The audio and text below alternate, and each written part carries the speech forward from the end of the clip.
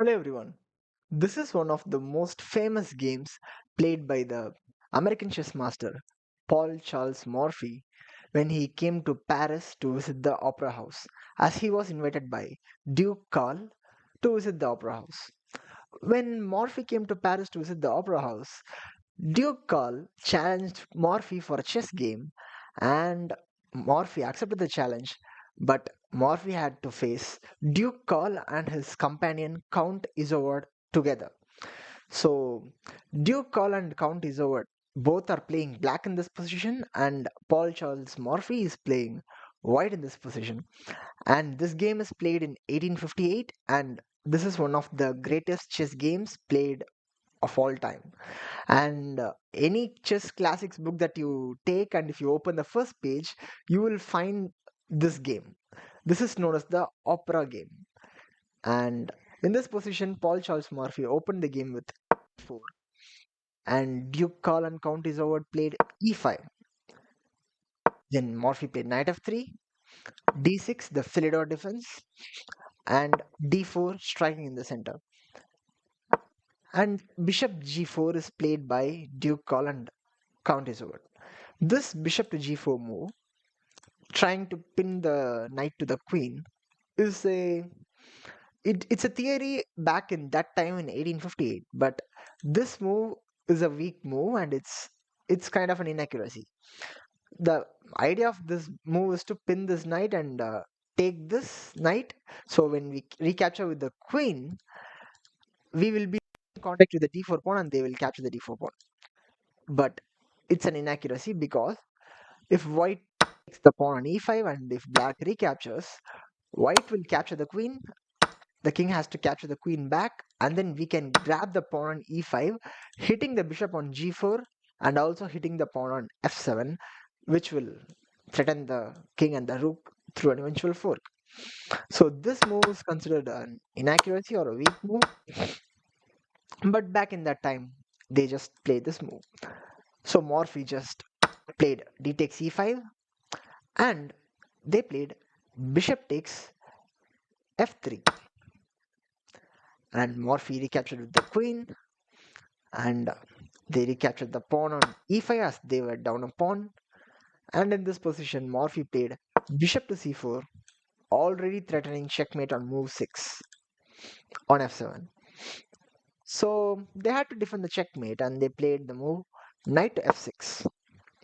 And in this position, Morphy played a double attack, which is queen to b3, aligning this battery to the weak f7 pawn and also threatening the b7 pawn.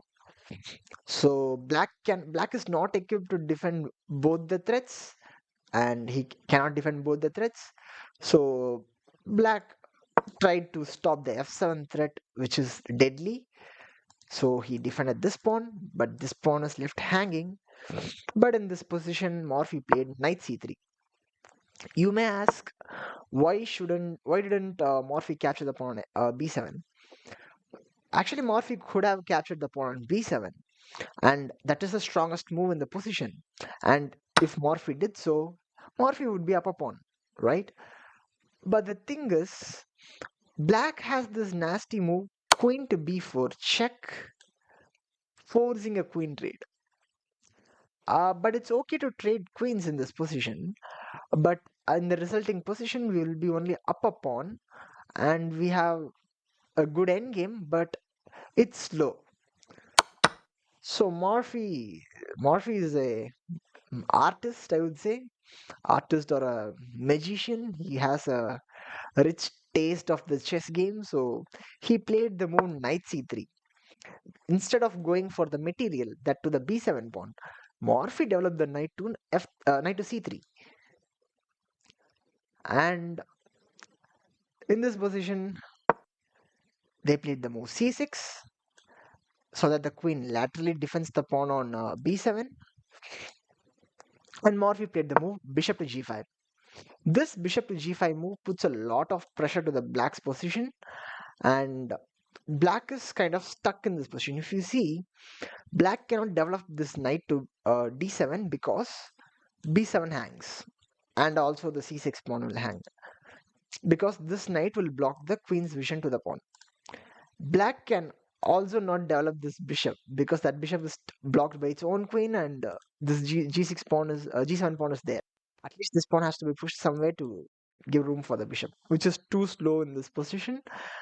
And without any further moves, Black tried this b5. This b5 idea of this b5 move is okay, this pawn is hanging, so if I push this pawn to b5, it's defended by the c6 pawn, and we're also attacking this bishop on c4, which will force this bishop to move away from this b3 to f7 diagonal. But guess what Morphy played in this position? Morphy just sacrificed his knight in this position. Knight takes b5, and when they recapture the knight, Morphy delivered a check on b5 to the king, and this check has to be blocked. The king cannot move. Let's say if the king moves to d8, we have this long castles with a check, and white is demolishing black in this position. So they block the check, and Morphy long castled. So take a moment and admire this position. We are just crisscrossing the position. Sorry about that arrow. Morphy is just crisscrossing the position with his bishops, pinning the knights to the king and these knights to the queen. So these two knights can never move. And we're also applying pressure to this knight by with our rook, and we almost have all the pieces developed except this rook one. But if you look at the black's position, this rook is still sleeping on a8, and these two pieces on f8 and h8 never see the daylight. So you can understand how weak black's position is, and it's losing. And in this position, we are also threatening to take the knight on d7 because this knight cannot move. And if we capture this knight, the knight on f6 cannot recapture, because if it does so, the queen will be lost. So Duke Colon Count is over. Play the move rook d8, defending this knight on d7. But in this position, Morphy sacrificed the rook. Rook takes d7, and this rook has to be captured, because the queen is hit.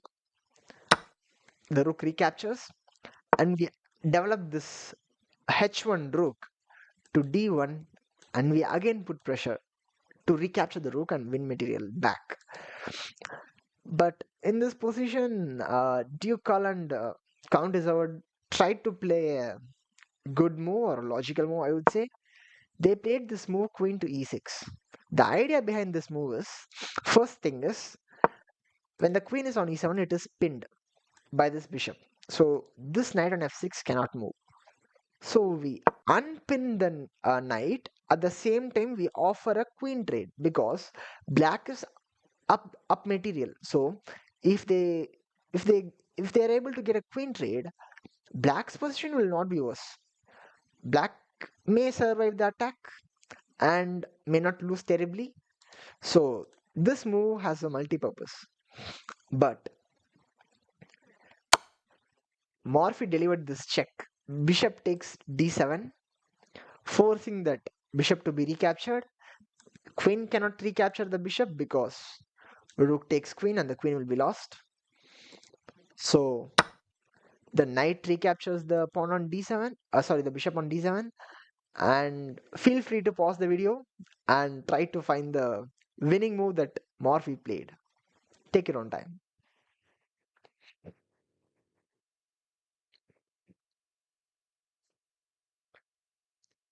Congratulations if you have found the move.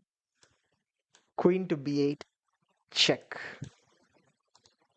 That's what Morphy played. Queen b8 check. And this move forces the queen to be captured, and Morphy sacrificed his queen. Only the knight can capture because the king is under check, and the check cannot be blocked, and the king cannot go anywhere because our bishop is dealing a good job covering those squares. So the knight captures the queen, and Morphy played a rook to d8 check, delivering checkmate. so the king cannot go anywhere. Every square is covered.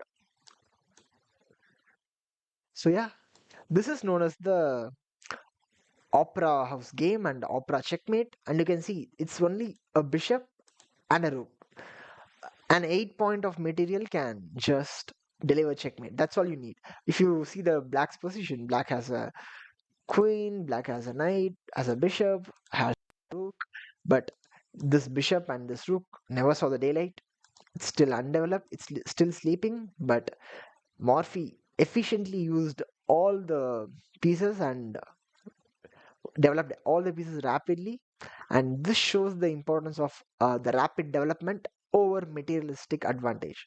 So those brilliant sacrifices made this game amazing, such a wonderful game, and this is the most famous chess game of all time. And thank you all for watching, and if you like the video, consider subscribing to the channel and don't forget to leave the like. Thank you.